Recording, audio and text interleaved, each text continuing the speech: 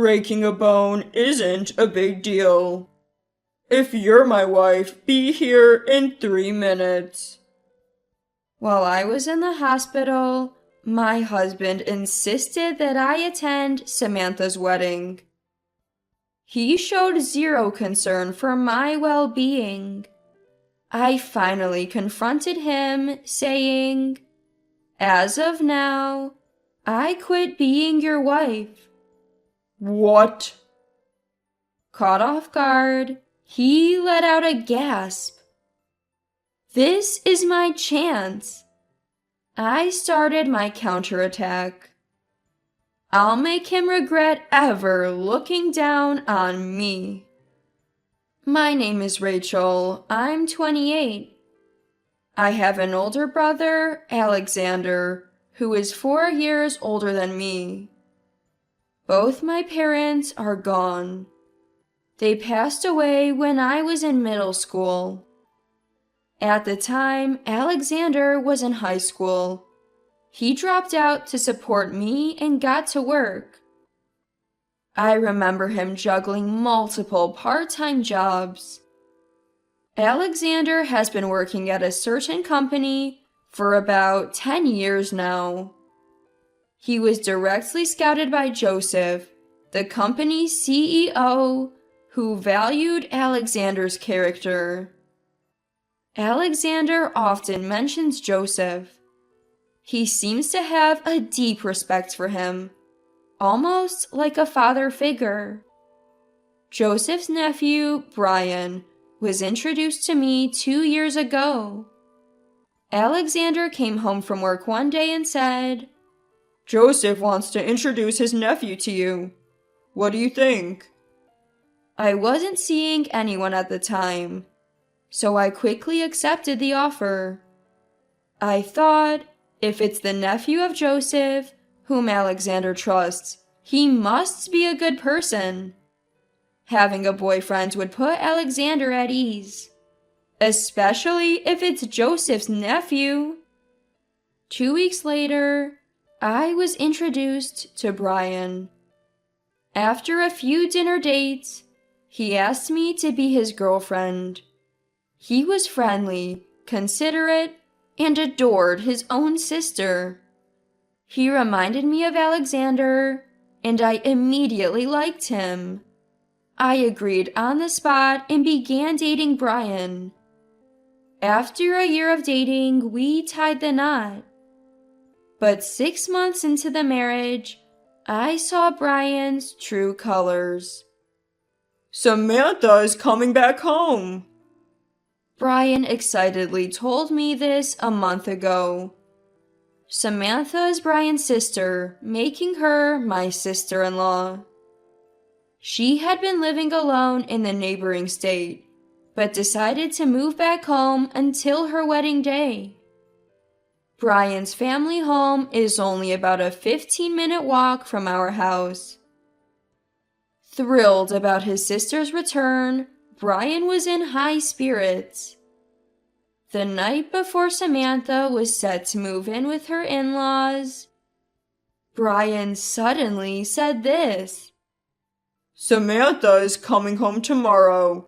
Get everything ready to welcome her. I left my job to focus on homemaking after we got married. So I get that handling the household chores is my responsibility.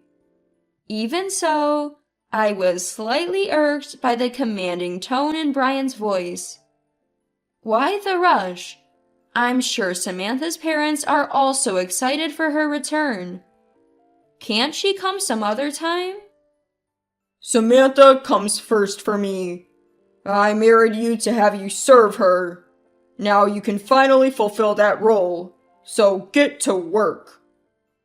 I was speechless. Brian continued, Don't you dare complain to Alexander. If I ask Joseph, he can fire your precious Alexander in no time.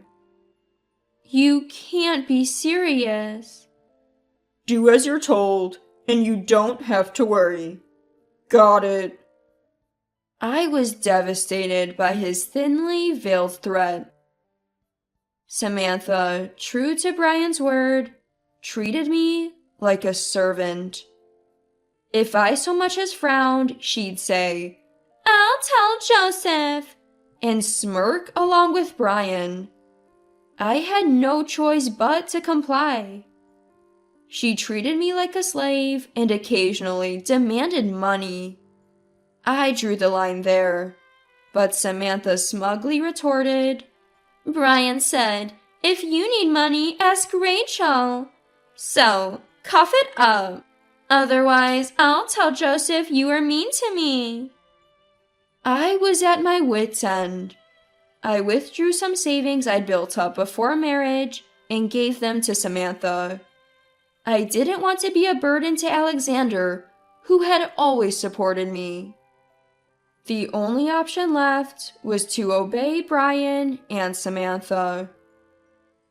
The only glimmer of hope was that Samantha's stay at my in-laws was temporary. She said to get officially married the day after the wedding ceremony, and then they'll move to a new home in a different state. Until then, I have to hang on. That's what I kept telling myself to get through each day. One evening, just 3 days away from Samantha's wedding, Brian came home from work and dropped a bombshell. Prepare $10,000 as a wedding gift for Samantha. What? I couldn't help but blurt out in a voice tinged with shock and anger. Brian turned toward me, wearing a displeased expression. Look, I don't mind if you don't want to, but if you don't listen, we're getting a divorce. And your brother's job is done for, ha ha ha. I was speechless, stunned by the threat of divorce from my husband. Before I could say anything, Brian doubled down. Hey, I can divorce you any time, you know. And with that, he waved a signed divorce paper in front of me. In a fit of frustration, I snatched the paper away from him. I shot him a piercing glare, but he remained defiant. Go ahead, make my day. Divorce me, and you and your brother are doomed. Hopeless, I felt cornered. I stormed out of the house, aimlessly wandering the nighttime streets. Why did it come to this? Devastated, mentally and physically, I felt completely lost. While attempting to descend a pedestrian bridge, my foot slipped. Ah! Before I could scream, I tumbled down to the ground below. I passed out as I hit the cold pavement. When I came to, I found myself in a hospital bed. Where am I? My brother Alexander peered into my face, full of concern. Rachel, are you all right? I was utterly confused. Observing my condition, Alexander explained what had happened. Last night, a passerby found me collapsed under the pedestrian bridge and called an ambulance. I had fractured my leg and would need a significant time to fully recover. I was even told I'd require long-term hospitalization and rehab. Alexander looked at me intently after his explanation. Why were you out at that hour? Brian hasn't even visited you in the hospital. Did something happen between you two? I could feel Alexander's genuine concern. I broke down, unable to hold back any longer. He only married me to use me. He threatened to fire you, Alexander, if I don't obey. I wanted to protect you, but now he's demanding $10,000 for Samantha's wedding gift. Alexander probably couldn't make heads or tails of my rambling. Even so, he nodded and simply said, "You've been through a lot." After a good cry, I began to regain some semblance of composure. Alexander was radiating an aura of anger. After hearing my whole story, he smiled gently at me. "You didn't have to worry about me. What I can't stand is seeing you hurting, Rachel. But thanks for having my back." He playfully tapped the top of my head. Despite being almost 30, it made me feel oddly secure. My phone rang right after I finished telling Alexander everything. It was a message from Brian. "Hospitalized? Ha ha ha. Don't think that's getting you out of our wedding gift. Have $10,000 ready and come back now. Tomorrow's Samantha's wedding." He's always so concerned about Samantha, not a care about my health. Something inside me snapped. Enough is enough. I'm not putting up with this man anymore. That day I left home, I took my wallet, phone, and divorce papers. I spread the divorce papers on the table and signed them without hesitation. Alexander offered to submit the papers for me. He also updated Joseph on the situation. Fortunately, Joseph wasn't as concerned as I thought he would be. Now I can finally stand up to him. The next day, I answered one of Brian's ignored calls. "Don't you dare ignore me." The first thing out of his mouth was a shout. He was visibly angry. Brian raised his voice without even waiting for my reply. "You planning on skipping Samantha's wedding? A fracture isn't that big a deal. Get over here in 3 minutes. And bring the gift money." I just quit being your wife. "What?" Caught off guard, he was speechless. "What do you mean? Quit the nonsense and get over here. Or else I'll tell Joseph." I'm simply stating facts. We're divorced now, so no wedding and no gift. Want to tell Joseph? Go ahead. Your threats don't work anymore. He didn't know Alexander had already informed Joseph. Brian tried another threat.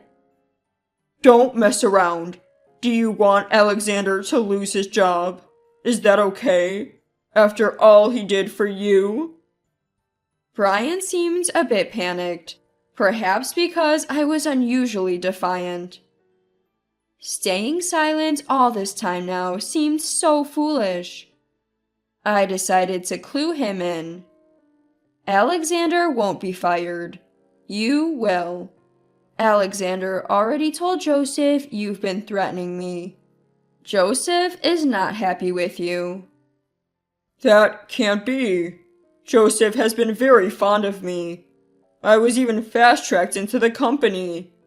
There's no way he'd fire me." Believe what you want. You'll find out soon enough. Are you at Samantha's venue? If you are, try finding Joseph. I bet you can't. Your little scheme with your sister has already been reported. "There's no way." Joseph is livid. Not only are you getting fired, Brian, but Samantha's little scheme will also come to light. Have fun at the wedding. My ex-husband seemed incredulous at my words. Now that I have nothing to fear, there's no need for me to be intimidated by him anymore. When I raised my voice, Brian responded with a submissive tone. "Poor big brother of yours. Quit high school just to support his sister, and now he'll lose his job because of that sister. You think an underdog like him can easily find another job? Even Alexander will start disliking you, you know. Haha." Don't call my brother an underdog. You're the real underdog here. You sure you want to say that? I'm really going to fire him. Apologize now and bring me $1 million and you're off the hook. You're Samantha's personal servant, after all. Bring me the $1 million now. I completely lost my cool with my condescending ex-husband. Forgetting I was in the hospital, I shouted into the phone. The one who needs to apologize is you. What? Stunned by my loud voice, I didn't hold back. I won't forgive you even if you apologize. You're definitely getting fired. And your wedding? I bet none of your family will even show up. Joseph's been talking to everyone, you know. No way. Joseph wouldn't do that. Well, they aren't at the venue, are they? Maybe it's time to realize you and your sister have been written off. The whole family's disgusted with you. Shame. Even Samantha probably won't forgive you. Hearing this, Brian let out a cry that almost sounded like a scream. And why shouldn't he? Losing his servant of a wife, alienated by family, and even potentially hated by his sister. He's got every reason to scream. I guess we're done here, I said to my ex, now presumably understanding the gravity of his situation. Enjoy your wedding, if it even happens. I hung up without waiting for Brian's response. After that, both Brian and Samantha called multiple times, but I ignored them. Eventually, they gave up and sent emails instead. Rachel, I was wrong. I won't call you a servant anymore. Please come back. Samantha's wedding will be ruined without you. Please attend and explain everything to Uncle. Rachel, I'm sorry. Please forgive me. You don't have to bring $1 million. Just bring 10,000 and come right away. I won't be able to have the ceremony, let alone register our marriage. They're still prioritizing their wedding at this point. I can only be flabbergasted at Samantha saying, 10,000 is fine. We're not family anymore. I sent the same message back to both of them. More calls and emails came, but I didn't respond. Sometime later, Alexander came to my hospital room. Following him was Brian's uncle. As soon as Joseph locked eyes with me, he deeply bowed his head. My nephew really messed up. I'm truly sorry. I never thought he'd be such a person. Don't worry, it's not your fault, Joseph. Keep your head up. I fired Brian. From now on, both Brian and Samantha will get the cold shoulder from the entire family. I'll also talk to his father. I'm sure he'll discipline him. Is that so? Finally, it's over. Hearing Joseph's words, I felt relieved for the first time. Just as Joseph promised, Brian lost his job. Seems like his job hunt is struggling. He's never really looked for a job before. Samantha, who received pushback from all relatives, had her wedding canceled, just as expected. Not only was their wedding canceled, but they were also ordered to pay for the cancellation fees. They're now disowned by their parents and live in a cramped apartment with no one to turn to. Brian is blamed by Samantha almost daily, saying, "This is all your fault." What was supposed to be happy co-living with his beloved sister turned into daily agony for him. Serves them right. As for me, thanks to Joseph's offer, I'm now working at the same company as Alexander. We've resumed our life together, just the two of us, living freely without any family interference. From now on, I plan to live a good life, supporting each other with Alexander.